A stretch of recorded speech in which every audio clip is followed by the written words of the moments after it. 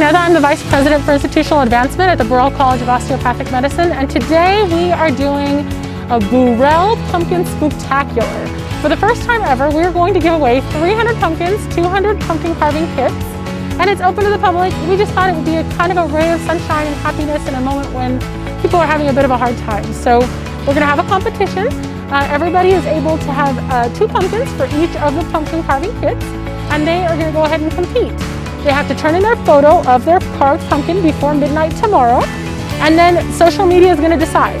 So we have a $100 Visa gift card for first place, and we have a $75 gift card and a $25 gift card.